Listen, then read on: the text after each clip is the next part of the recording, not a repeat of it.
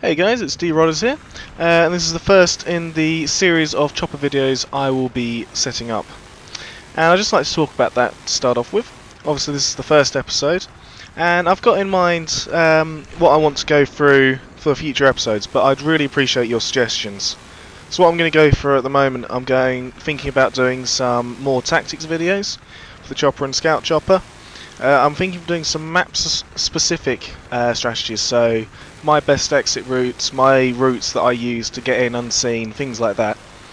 But I'd really appreciate your suggestions if you think that you'd like me to do a how to fly video, tutorial video, things like that. Just let me know in the comments and I'll see what I can do. So anyways, you probably guessed from the background, today's video is about the transport chopper. So with the transport chopper, you've essentially got two main roles. You've got a supportive role and obviously a transport role. So I'm going to talk about the supportive role first. So as a pilot, again, you have two jobs. Your first job and your main priority is to keep the chopper alive. And the second job is to ensure that your gunner on the side has a good angle over the enemy and they can fire and be effective. So what I like to do for this is move into third person mode. This gives me a much wider field of view and allows me to A, see the enemy, and B, see where the teammates are. So for this, with the enemy, I can see much earlier and much easier when rockets being fired at me, so dumbfire rockets.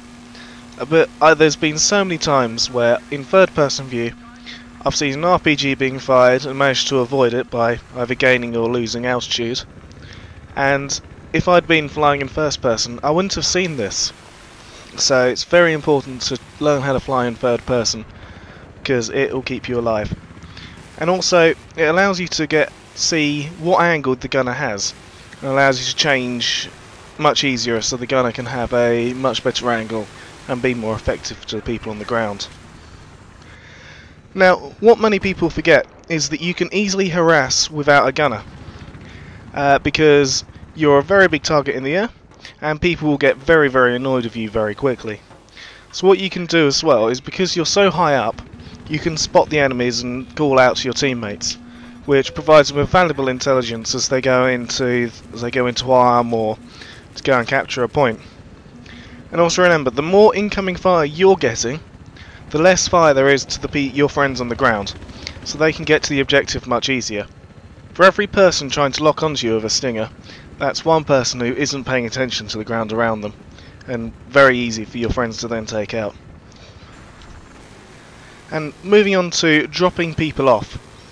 Now, what you need to do here is try to get in without being seen, because the idea of an insertion, you want to try and get them in very low so they don't have to parachute in and be seen and, you know, get shot out of the air before they even land.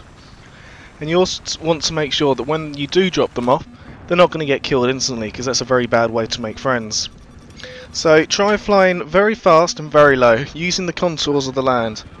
If you can fly in between some buildings, in a valley, something like that, so you're hidden from the main majority of the enemy force, then that is so much better than flying through open ground. And when you do land, try to land hard, because what happens then is that you will bounce. So your passengers will know you're coming in for them to get out, because you're going into a little dive there.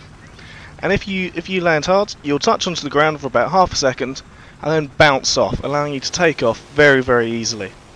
This allows for speed, and so you're not stationary too long. Because one of the worst things you can do with the transport chopper is just fly round and round at the same altitude, because then you'll get taken out even with dumbfire RPGs. It's very easy to do. I've seen so many people do it, especially with tanks now. Tank drivers are getting very, very good at hitting choppers. I don't know, because I cannot shoot with tanks for the life of me. But it seems to me that there are a lot better tank drivers out there, and they're hitting choppers down very, very quickly. And while talking about surviving, don't be afraid to run away. Your chopper is very fragile, and it won't take that many hits for you to go down. So run away, get repaired, get back in. And remember, if the gunner is your friend, you can have him move to the back and start repairing you while you're flying, so you don't even have to land. And also remember, you only have one flare. Once you dump that, get out and try to wait for it to reload. Well, I hope that's been helpful and you enjoyed it. Please like, comment and subscribe. See more, and hopefully there'll be a video out next week. Thanks guys, bye.